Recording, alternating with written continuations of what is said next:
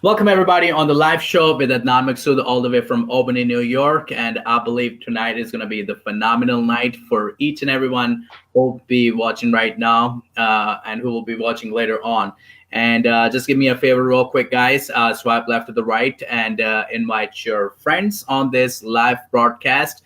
I believe that this show will help everybody individually, no matter what stage of your life you're struggling and with your marriage, with your relationship with other people. But tonight we're going to have this conversation, I believe, that will penetrate your mind, heart, and soul. So I believe it will help you because we all learn from each other experience. So if we have, something in our life that we didn't deal very well, maybe somebody had struggling in the same, area, but they overcome that area. Maybe we can learn from them how we can overcome over that area. So here with me, two special guests all the way from Cypress, Texas, Ted and Charity. So they've been married and have children, and I'm going to have them come over and introduce themselves real quick.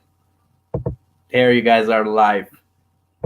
So take a moment and introduce yourself, Charity, and then Ted. Okay. My name is Charity Bradshaw, and Ted and I have been married for 17 years now. We've got 4 kids from 13 down to 6 years old, and we have done cross-country moves. We have changed careers. We've helped each other take leaps of faith, and we're very excited to be here and talking with you guys. Yes. That's amazing. I'm a nurse here in Texas, and Charity works with authors, but we really had a passion to help people experience a marriage, some of the great things that we experience in marriage, and avoid some of the bad stuff. All right. So tell me, guys, how long you guys been married, and shortly tell us briefly how you guys met each other. So we just celebrated on May 4th our 17th anniversary. Wow. We met at church, and it was one of those things where I was kind of going through a hard time personally after some family issues, and I felt like there was a spotlight on this guy at church, and I was like, I don't know him. He looks like a visitor. Probably safe to say that I could, sit by him and he won't ask me too personal questions because he's so new. Yeah. And long story short, we sat by each other for a couple of months, went on our first date, then got engaged and got married about 6 months later. So it was fast. Very fast. What's your side of the story, Ted? Okay. My side of the story was I was a new Christian. I just given my life to Christ about 2.5 years beforehand. And I went to the church because I was looking for some male, accountability partners, people that were, trying to chase after God and live right. And I'd kind of blown up my friend circle, whenever you come to Christ late, the people around you aren't always as accepting of that. So I was a creature of habit, and I kind of sat in the same spot. So it was easy for her to find me. Wow, this is awesome. So were you guys both struggling before you guys were coming to church? Let me really phrase that by say that, because when you were growing up, your grandmama told you when you grow up you gotta find a good Christian girl, so you gotta go to the church, and Bishop T.D. Jakes said when we go through a tough situations, and when we go through divorce, and when we are discouraged, and a lot of things happen. So where do we go? To church. So we have in the church all sorts of people. So were you guys going through any not divorce, but any struggle that in your life that it's Charity shared it, but how about you, Ted? Yeah, I mean, my struggle was just being, whenever I became a Christian, I heard everybody say, get involved in your local church. Well, my local church didn't have any single women my age, so that was a struggle to just be. At first it was good because, I was trying to purify my life from the way I had been living. We kind of had opposite. We kind of met at opposite times. Like I grew up in church. I was a pastor's kid, church mouse. I was there every time the doors were opened. And then right before we met, like just after college, we had my parents divorced after 25 years. I started going through like a personal turmoil and doing whatever partying, I felt reasonably safe doing, like just going out and stuff like that. So I was going to church on Sundays, but you better believe I was doing, everything wild on Thursday, Friday, Saturday night, maybe some Tuesday nights. It was a very duplicitous time in my life. Like I was struggling. I knew I needed to stay connected to God, but at the same time I was dealing with so I was the one doing more of the spiritual struggling. He was like climbing and getting stronger and shoe polishing scriptures on the back window of his truck. And I was like, get away. That's completely opposite. So, a lot of people in, Charity, you and me were talking earlier, in America, the marriage actually, it's become very challenging, for both sides. I remember hearing Paul Harvey in 1954, his speech. He talks about that now modern way is to, if I were the devil, I would tell the young people marriage is old and swinging is more fun. So how would you tell to the young people, is the marriage old fashioned? Well, let me just say, putting him through nursing school and studying like disease statistics, one would say that swinging is quite dangerous these days. Yeah. Not as fun as the devil would make it out to be. Why you look at him when you talk? Well, she's talking about some of my nursing medical books. Yeah. Oh my goodness, you don't want to know all these things that are out there. And plus, there was a great book that was recommended to us. That was actually bought for us when we had our second child. It was called Strong Fathers, Strong Daughters. And that book shed a lot of light on just what the STD situation is right now and what it's looking like. So I'll say there's a lot of there's security in monogamy, as far as that goes. But when we got married, when we said I do, we're at the aisle. I'm like, this is the ultimate. This is the high. This is like the pinnacle. And then you go through something hard and you make it through together and you're like, wow, this is it. And then you have a child, you're like, no, this is it. And every time we go through something, and even at year 17, we're still going through stuff. You asked me earlier, you're like, why did you guys write a book? I was like, we didn't want to write a book because we're still very much living marriage. We're still, trying to figure each other out and trying to learn more. And it's never like, oh, and we've arrived and now we can write a book. I mean, we never felt qualified to write a book. Yeah. We have, learned some things and experienced some things. But I would say what is amazing about marriage is we know all the stories. Yeah. I was thinking about, we've got so many friends who've gone through divorce and are, on remarriage number 1 or on remarriage number 2. And I'm like, they don't have the history. They don't have the stories. They can't laugh at the jokes. They don't remember when little. Wow, I love it. They don't have that. Yeah. We have all the memories. Wow. We have all of those connections. We share and can laugh. And like, we've got so many inside jokes. Our kids say the funniest things. We get to share them over and over again. We have that history, those connection points, that attachment that is meant to grow. It's meant to strengthen. And that, my friends, will never get old. Yeah. Wow. That's a good answer. Ted, you can go ahead. You were going to say. Try to beat that, baby. Yeah, I know, exactly. She raises the bar really high. But I would say the other thing that kind of to piggyback off what she said is, there are more levels to love than, just the marriage, than just the wedding, just the just the first high. Yeah. Yes, just the first trip or whatever it is.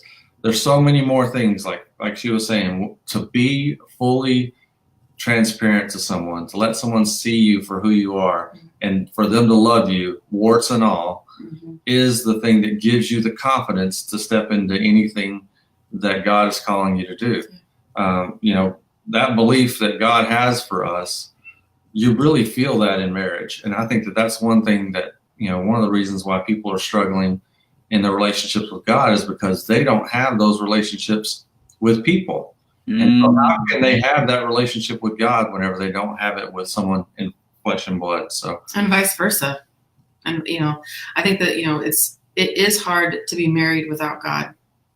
It is hard to be married without somebody calling you to a standard of less self, more others, less preference and more deference. Those kinds of things where you are dying to self.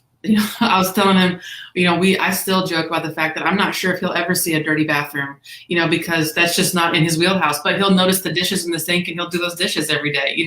There's just some things that, and I put this on my Facebook the other day, I was like, marriage may not ever be fair, but it can be awesome.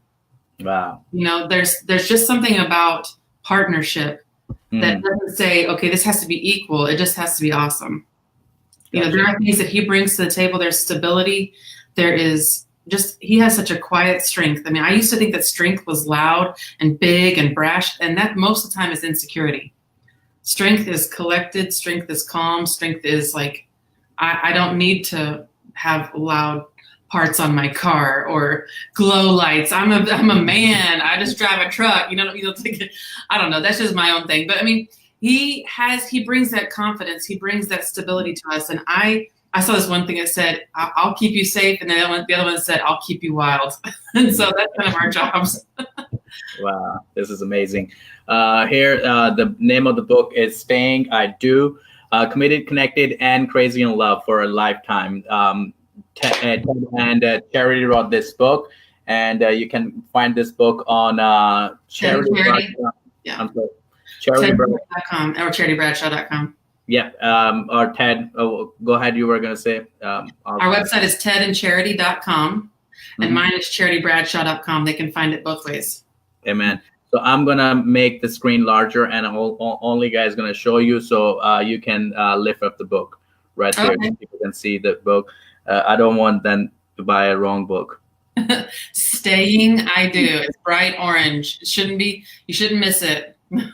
Yeah, this is great. So I know you guys talked a lot about marriage, and but let me ask you a little recap of it. What motivated both of you to write this book, and how did you come up with the title? Well, what motivated me to write the book, number one, was, Charity. It's like, we're not going to write a marriage book by ourselves, or she's not going to write it by herself. She's the writer of the family. I'm a nurse. So as far as, talent goes, the talent says that, she should write the book. But, she's like, we need both of us, because that's what people really are missing in marriage books. A lot of time you get the male perspective or you get the female perspective, but you don't get both. Mm-hmm. And we both have, reasons that, are things that we feel like are, important to bring to couples, things that keep them together, committed and connected, like we're talking about. And so, the other thing was, one of the people that we were writing to is, the parents of our kids. We want them to be committed, connected, and crazy in love. We want our kids to have the opportunity, and our grandkids to see healthy, thriving, loving, passionate marriages, and not, cliches or, sitcom versions of marriage, I mean, just imagine most families at the holidays now are going to 4 or 6 houses to try to see everybody. Yeah. That's what we have. There's not 2 parents at the same house anymore. Mm-hmm. Either of us. And so if we want to see anybody, then it's okay, let's do the circuit. And we decided at the beginning of our marriage, we're going to travel for one holiday and be home for one holiday. If you want to come to us, you can come to us, but we're not putting our family in a car, and we don't want that for our kids. Mm-hmm. Again, we share those memories. We share the history, and we're continuing to build the history. And one of the biggest reasons that we wrote this book was we started seeing friends with marriages having serious, either ending in divorce or ending in bitterness or just, ugliness, and not even like just little stuff, but sometimes big stuff. And then as I was telling you earlier, we've also seen marriages make it through some of the craziest stuff. Yeah. And that's inspirational. Yes. Seeing people make it through addiction, seeing people make it through loss of a child, seeing people make it through overwhelming health challenges, seeing people make it through businesses failing. It just gave us a fire and a passion to encourage people out there. Really, if you're saying, who's this book for? It's for people out there who really want to be intentional about their marriage. And it can be your second marriage. It can, we're not here to say, oh, don't ever try again or anything like that. One of the best reviews we ever got was somebody who's getting ready to go into marriage again. She had a very hard and difficult first marriage, and and God has opened the door for her to marry again. And she was like, your book has given me the confidence that I can be a good wife and a good friend. And she also talked about, she said, it was so good to hear the husband's perspective. And that's one thing you'll notice in our book. You've got both of our voices, but what you also have is the same experiences, how each of us saw the same thing through completely different lenses. And we need that in marriage. We need each other's vantage points. I'm a future thinker, I'm a strategist, and Ted's like, what are we going to do today? And we need both. Otherwise, some stuff will get missed, and that's the beauty of partnership and leaning into each other and both of us giving 100%. Yeah. It seems like Ted want to say something, but he's kept waiting. Sorry. Well, I'm like I said, she's the speaker, she's the motivational person, and she's so eloquent. Obviously, sometimes he'll draw your blood. He'll do a great job. Ted, does that surprise you sometime? Like some of the stuff that she comes up with, and you were like, Well, whenever it's funny. Whenever you were asking about when we were first married, when we were first married, I felt like she was like this ball of energy, and I was like the initiator. I was a cage around her. I kept all this atomic power, under control. I would have probably imploded or something like that. I knew she was just going to take over the world, so I had to contain her. So, but as we've grown in marriage, she stretched me out, and and I've help her balance, find balance, and boundaries, control that energy. Wow. So the marriage is a very hot topic, and I don't do a lot of interviews, but I shifted a little bit strategy, because previously I did a charity interview on her leadership book, and she wrote, and I completely read her book, and that was the very first time that I met you, Ted, as well. But I didn't really get to hear your perspective on. We didn't have really conversation. I did have a conversation with Charity, but some of the things that you mentioned, I did not really know that you really speak to, because at the table, at the food, you were just eating food, and we didn't have really conversation. He's a good listener.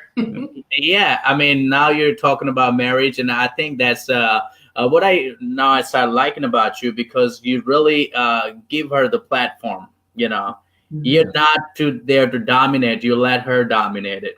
Because that's what she wants, and you give it to her. But some of the marriages, he's like you do it. That's what I'm saying, because some of the marriages people are are defending it, or trying to dance around the same point so they can be right.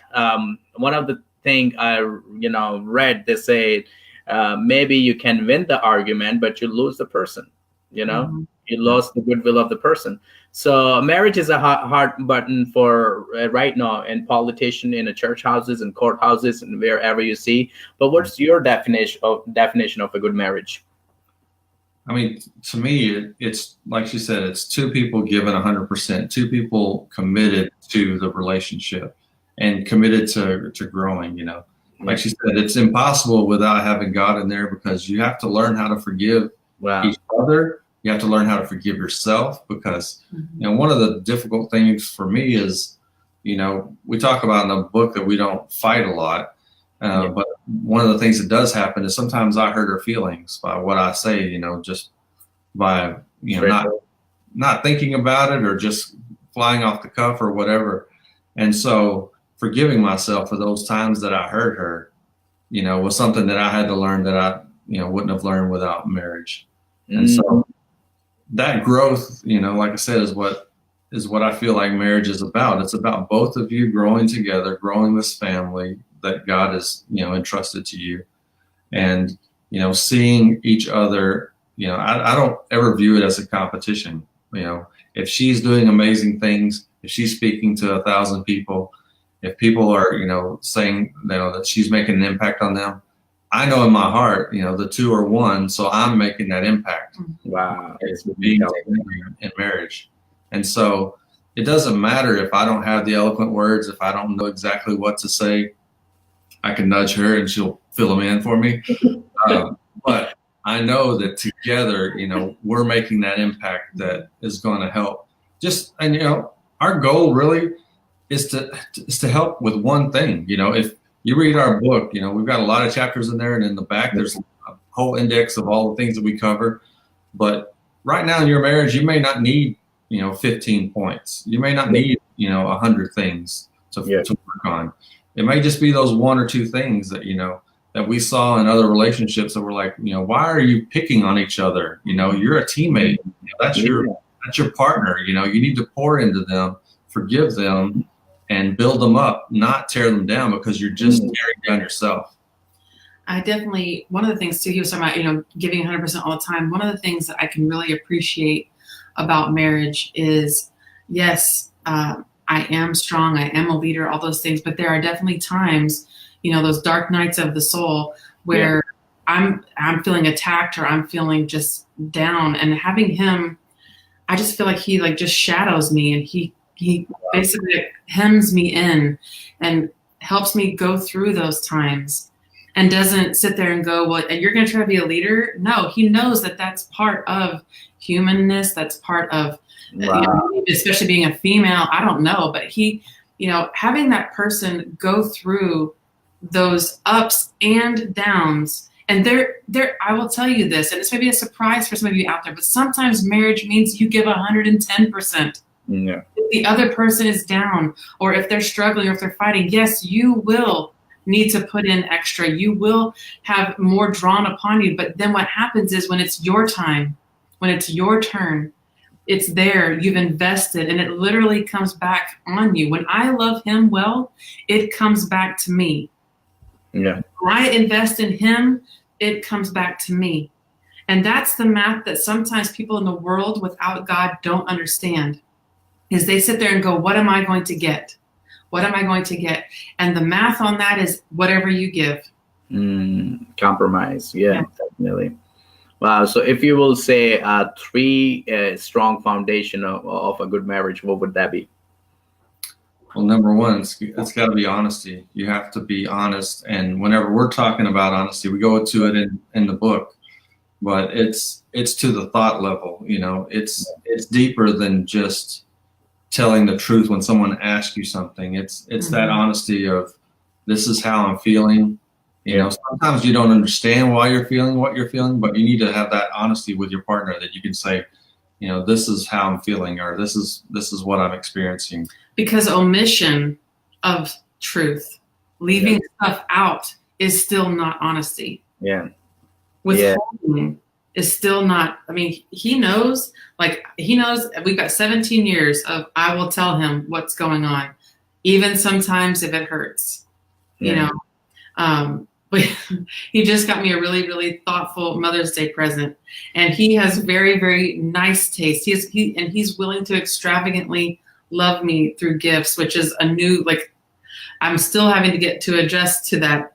But when the gift came in and it was personalized, it did not meet his expectations, but he gave it anyway because it was what he had to give, which of course he was like, he already kind of knew then it wouldn't meet my expectations because I know what his are. And I was like, oh, and of course he's like, I failed. I was like, you didn't fail. It was thoughtful. But had I sat there and gone, oh, I love it, he'd be like, he's like, no, you don't.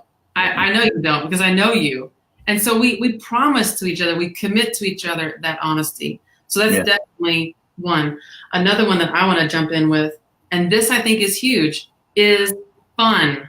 Yeah.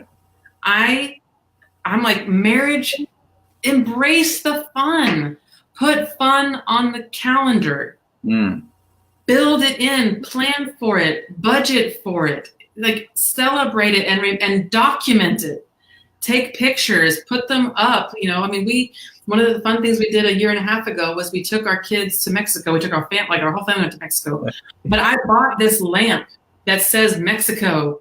And I look at that lamp and I remember that we did it. We took our kids, and it's like now it's burned in my brain. Obviously I wouldn't forget, but it's memorialized.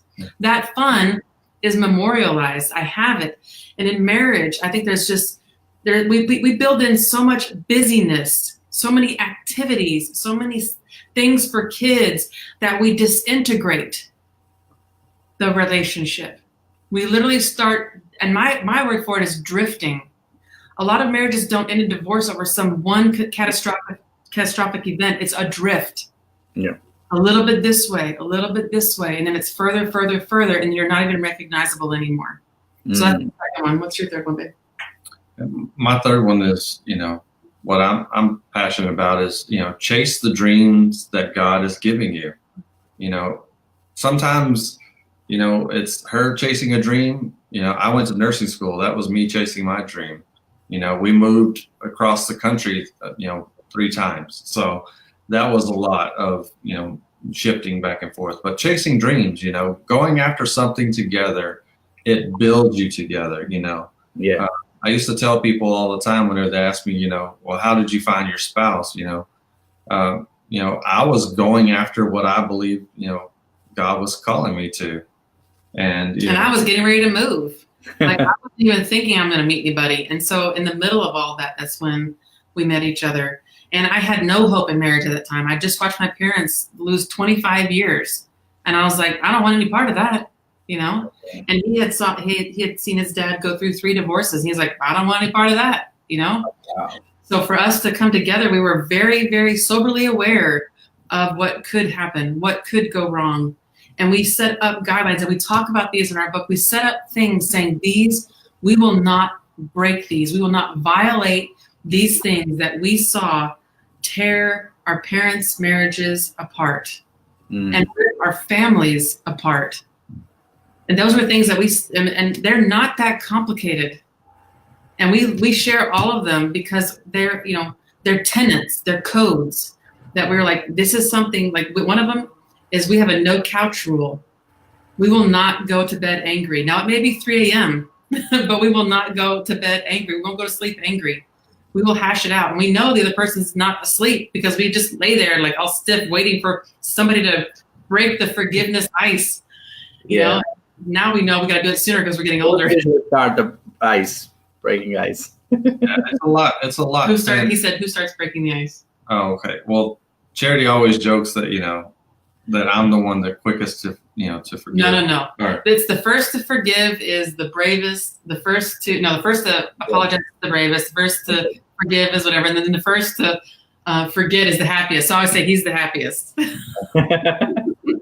And through our marriage, she jokes about the, staying up till 3 a.m. That's gotten way shorter, like she said. Because we're getting older. Yeah. We got to get sleep. We know now, okay, this happened. There's no, wasting a day or wasting all that time.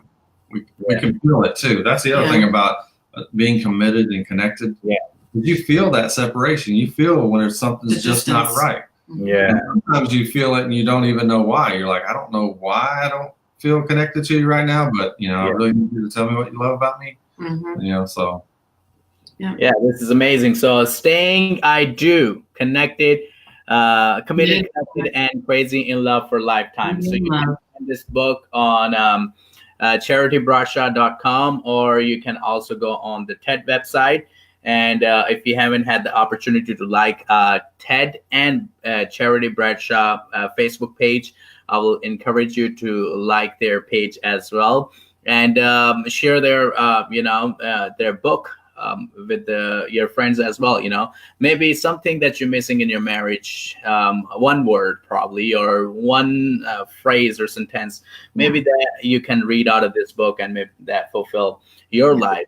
Sometimes the smallest things we need to fix big things. You know, we don't need huge mountains solution to fix, you know, small things. So I believe that each and everyone need to improve in our marriage, no matter how successful we are right now, but we still needs to make improvement, because we don't learn and that over, because we learn until we take the last breath. So get this book, and I will encourage you to, you can go on her website or, you know, on her Facebook. And if anybody have any question, you guys can type right below. And I will also encourage you guys to continue to share this video with your friend, family, tag somebody, name somebody, you know, in your friend list who is struggling with their marriage. You can tag their name. It's not to show them they are a bad person. It's to simply say they need some help, you know. It's not encourage you, yeah. Yeah, it's also, it's getting ready to be wedding season, you know. Why not give those engaged couples something besides, you know, salad tongs? Don't give them salad tongs. Give them a book. A spice rack, you know. Give them. They don't need a blanket. Yeah. Give them some preemptive things, you know. Yeah. That's prevent. So many mistakes by learning from a couple that's, you know, that's been, you know, through a lot of. You're gonna see when you get this book, we've been through a lot of things that could have torn our marriage apart, but hasn't done it. You know, God has kept us tightly knit. Charity, can people find a book also on the Amazon? Yes, Amazon Prime. Any online retailer, they can find it. So yeah, if you are a little confused with the website, you can also find it on Amazon as well. Maybe get an Amazon Prime, so within 2 days you will have the book. And this is review. I'm sorry, could you say it again? Write a review. Yes, and write a review, and maybe sign the book as well. So this is great. So you know, we talked a lot about tough situations, about the marriages and how you guys overcome it. But also, let me ask you that will be our last question, and then we'll pray for the people who are struggling with their marriage, and the people who are watching, they might not be struggling with their marriage, but the people who will watch later on might struggle in some areas. You know, we'll pray anyway. So I'm going to ask you guys, and I asked you earlier too, we can develop these questions. Why our church is not talking about this most often?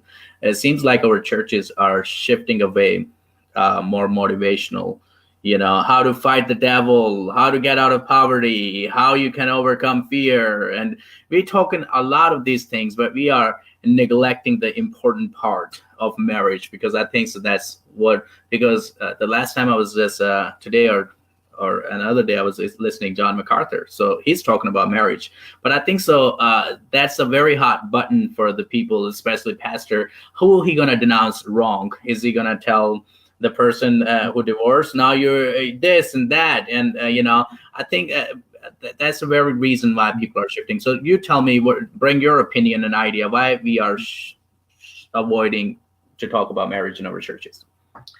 Well, I think number one, the demographics of who's coming to church. I mean, I think a lot of churches are becoming a little bit more sensitive to the single population, because that seems to be growing, or at least just more prevalent in churches right now.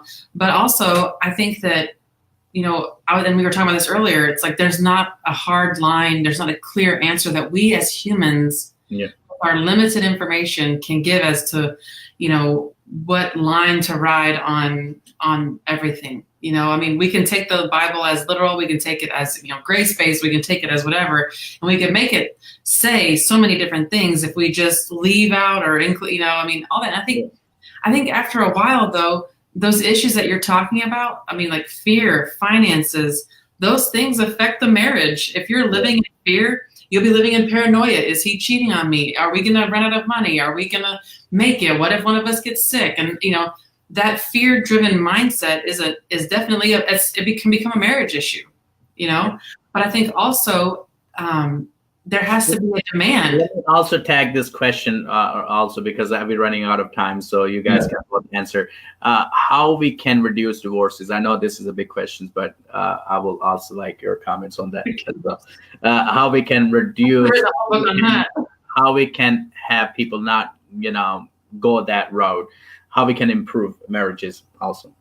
I mean, that, you know, like you said, that's a very hard question. I think that the key to that is, you know, learning that it's okay to love one person. It's okay to pour yourself into one person. I love it. And also, I think along that same line, so many people hate themselves. And it's like you can love other people to the extent that you love yourself. Yeah. You know, and for myself, one thing that I have dealt with in my life is being very, very hard on myself, and therefore being very hard on those around me.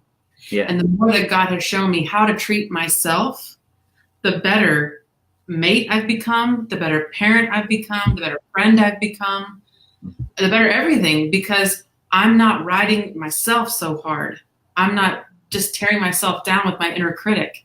Yeah. And that comes from dealing with the word and what the word says about you. Yeah. And I can't come full of holes like Swiss cheese and say, Ted, make me whole. You know, I mean, he would be like, I don't have enough glue. There's not enough parchment paper to make this happen, whatever. But, you know, and with marriage, it's the same way. People are coming, looking to their spouse to fill all these holes that aren't meant for a human to fill, and expecting them to make them happy, expecting them to make them not depressed, expecting them to fix every issue they've ever had. And that's an incorrect expectation to place on a spouse. And when you find, oh, I'm not happy anymore with you, well, it's wherever you go, there you are. Wow. You're going to take that same unhappiness to the next relationship and the next relationship. So you better fix you. That if you know how to help divorces, fix you. Work on you.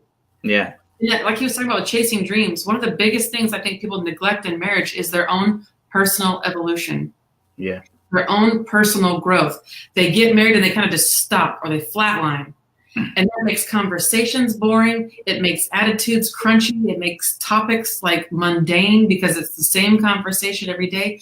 Versus like when you're pursuing your dream, when you are going for what God has called you to, when you are stretching yourself and you are leaning into what He's putting in your heart, the conversations evolve and things get exciting and you're stepping out in faith. And there's just this like energy that comes to you, and thus the relationship, keeping that fresh. Yeah. Wow. Ted, any last word you would like to add? Yeah, just whatever she said. Yeah. What she said. But also, the other thing is, it's not going to get greener if you go somewhere else. If you're thinking, what about the friends who says you're missing out? Yeah, exactly. That locker room talk. Exactly. Before we were married, I had several relationships, and I can tell you that none of them, were as strong or as committed as once I became a Christian and met my wife and committed to her. Yeah, or fun, anything. I don't even, We have so much fun, and our fun is not necessarily like big fancy fun. It's that like we just love being together. Yeah. That, if you want to know, Adnan, one of the biggest reasons why we wrote this book together was to get to speak together and to get to travel together and get to be together. Because really, that's like outside of needing jobs and needing money to get to like pay our bills, we just love being together. We love doing whatever it is, whether it's going to Costco, going to the grocery store, going to church, going to play Top Golf, whatever it is, we just love doing it together. And that's the joy. Yeah. Ted, I know I'm like, this is going to be the last, but what would be your advice to the people real quick, the people who are saying you're missing out? Real quick. The people who say you're missing out, they're missing out. They're missing out on how awesome it can be, to know and be known intimately, fully. Whenever you're spread out, and you have a backup girlfriend or whatever you're doing, whatever those phrases are right now, you got your Tinder swipes left and right. It's not building you. Yeah. It's dividing you, It's like fast food. Seriously. Oh, wow. That's you're putting a bunch of poison in your body, expecting it to go well. It's not. It's like trying to talk him into going out for like McDonald's when he's got filet mignon at home. Okay. Like filet. Yeah, that's good. All right. So the name of the book is Staying Right Too, Committed, Connected, and Crazy in Love for a Lifetime. You guys can get this book right on charitybradshaw.com, or you guys can also get it on Amazon. Make sure you follow their page as well. And if you have any other question, you can type below this video, and we will stay connected. And make sure we're gonna this video will be archived on a Vision TV, and God actually doing amazing thing through Vision TV. We're reaching millions of people around the world, and you guys can anytime watch any video or any interview previously we have on a Vision TV as well. So make sure you like, share, comment below, and we'll get there soon. So before we leave, both of you, I would like to pray for the people for the marriages, and then we'll end this broadcast. God, we thank you for those who were brave enough to tune in tonight and to hear us. God, we thank you that whether their issue is public, private, secret, painful, glorious, whatever it is, God, you know, you are Jehovah El Roi. You are the God who sees. You see them, you know the issue, you know the reason, Yes. You know everything, God. And beyond our finite human knowledge, God, you know, and you are the healer. You are the provider. Yes. And so, God, I thank you right now that you step into these marriages that need help. And you also reinforce marriages that are doing amazing, and you help them strengthen those testimonies, God. We want our marriages to reflect you. We want our marriages to reflect the goodness Yes. and the grace and the love and how you designed this to be, and how wonderful, God, we want our marriage to be a testimony. We want all these marriages to be a testimony for you. God, I thank you for speaking right now to the hearts of these wives and these husbands out there. Draw them to you and draw them together. In Jesus' name, amen. Amen. Well, Ted and Charity Bradshaw from Cypress, Texas. And thank you very much, guys, for coming on, and have yourself a great night.